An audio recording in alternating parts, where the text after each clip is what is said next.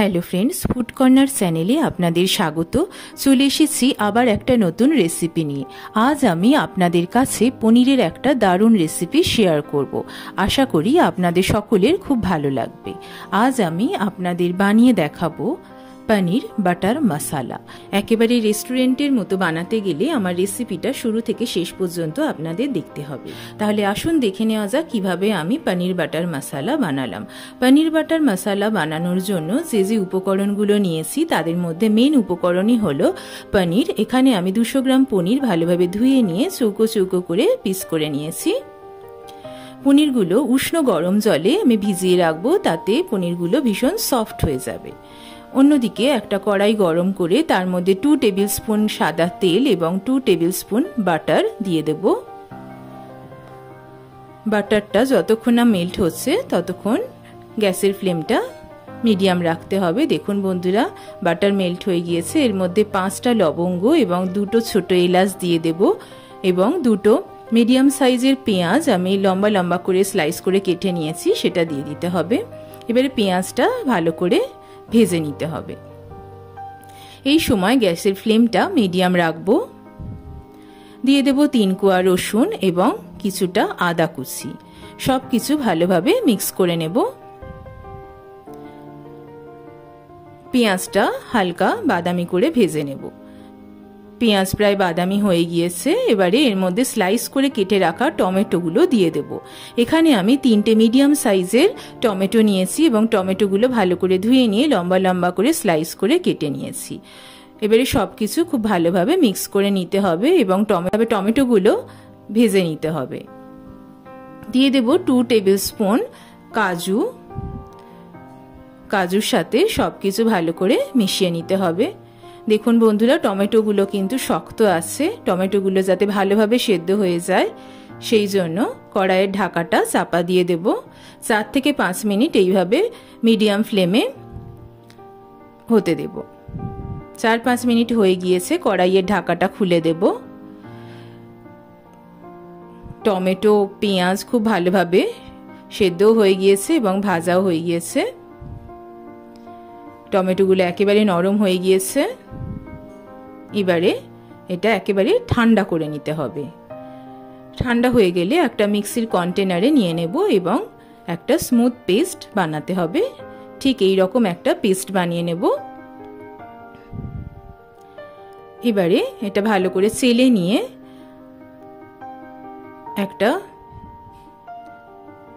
Smooth paste বানাতে হবে, যেটা এইরকম একটা স্মুথ পেস্ট বানাতে হবে যেটা আমরা রান্নায় ব্যবহার করব। কড়াইতে আবার 2 টেবিল স্পুন সাদা তেল এবং 2 টেবিল স্পুন বাটার দেব এবং বাটার যতক্ষণ না পর্যন্ত মেল্ট হচ্ছে গ্যাসের ফ্লেমটা মিডিয়াম থেকে একটু হাই করব। বাটার মেল্ট হয়ে গিয়েছে। এর মধ্যে একটা তেজপাতা দিয়ে দেব এবং একটা মিডিয়াম সাইজের পেঁয়াজ খুব কুচি কুচি করে কেটে দিয়ে দেব। এবারে পেঁয়াজটা ভালো করে ভেজে নেব ব্রাউন করে।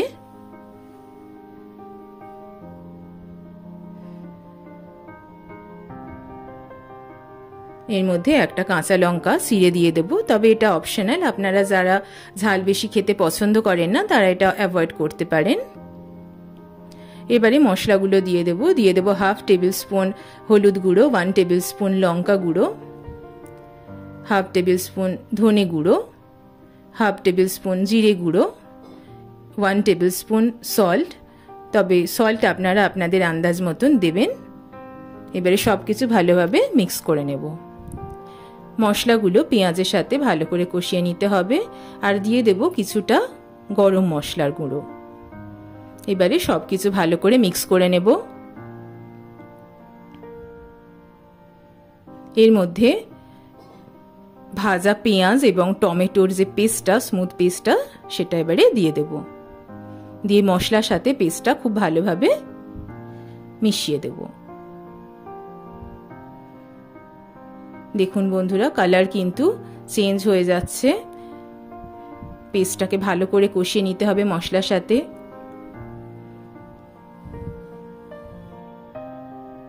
গ্যাসের ফ্লেমটা মিডিয়াম রেখে এইভাবে কষিয়ে নিতে হবে।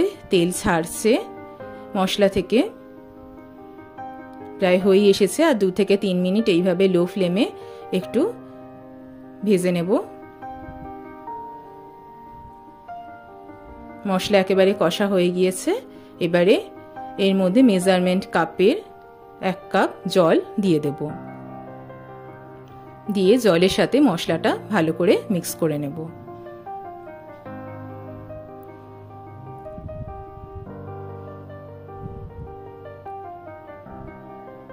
খুব ভালোভাবে মশলাটা কষানো হয়ে গিয়েছে। এবারে এর মধ্যে উপর থেকে 2 টেবিলস্পুন ফ্রেশ ক্রিম দিয়ে দেব। আপনারা বাজার চলিত যে কোনো ফ্রেশ ক্রিম এর মধ্যে দিতে পারেন। দেখুন বন্ধুরা, ক্রিম দেওয়ার সঙ্গে সঙ্গে কিন্তু গ্রেভির কালারটাও চেঞ্জ হয়ে গিয়েছে। এইভাবে ভালো করে একটু মিক্স করে নিতে হবে। এবারে পনির কিউবগুলো এর মধ্যে দিয়ে দেব।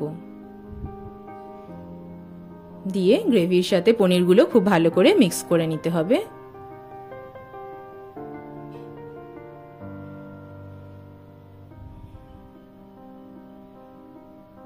এবারে 1 টেবিলস্পুন কাসুরি মেথি একটু ক্রাশ করে উপর থেকে ছড়িয়ে দিতে হবে। দিয়ে সবকিছু ভালো করে আবার মিক্স করে নেব।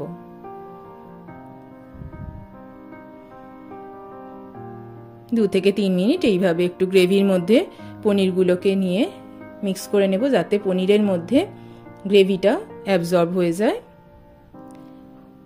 রান্না প্রায় হয়ে গেছে। এবারে গ্যাসের ফ্লেমটা বন্ধ করে দিয়ে কড়ার ঢাকাটা কিছুক্ষণ বন্ধ করে রাখবো। 2-1 মিনিট পরে ঢাকাটা খুলে নেব। রেডি হয়ে গিয়েছে আজকের আমার রেসিপিটা। এবারে একটা সার্ভিং বোলের মধ্যে ঢেলে নেব।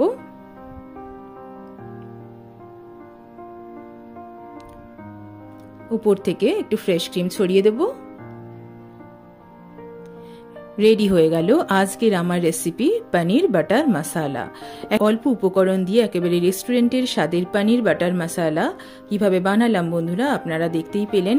আর যেটা নান, কুলচা, রুটি অথবা পরোটার সাথে খেতে কিন্তু লাগে অসাধারণ। বন্ধুরা আপনারা যারা যারা এখনো পর্যন্ত ট্রাই করেনি আমার এই রেসিপিটা একবার হলেও ট্রাই করবেন। আশা করি আপনাদের খুব ভালো লাগবে। আজকে রেসিপিটা কেমন লাগলো তা কিন্তু অবশ্যই আমাকে কমেন্ট করে জানাবেন। রেসিপিটা ভালো লাগলে ফুড কর্নার চ্যানেলকে লাইক, কমেন্ট এবং সাবস্ক্রাইব করতে ভুলবেন না। আর নতুন ভিউয়ারদের উদ্দেশ্যে বলছি আমার চ্যানেলটিকে প্লিজ সাবস্ক্রাইব করে নিন, তাতে যে কোনো নোটিফিকেশন এলে সবার আগে আপনারা কিন্তু পেয়ে যাবেন। আজ তাহলে আসি, দেখা হবে আবার একটা নতুন রেসিপির সাথে। ভালো থাকবেন, সুস্থ থাকবেন, ধন্যবাদ।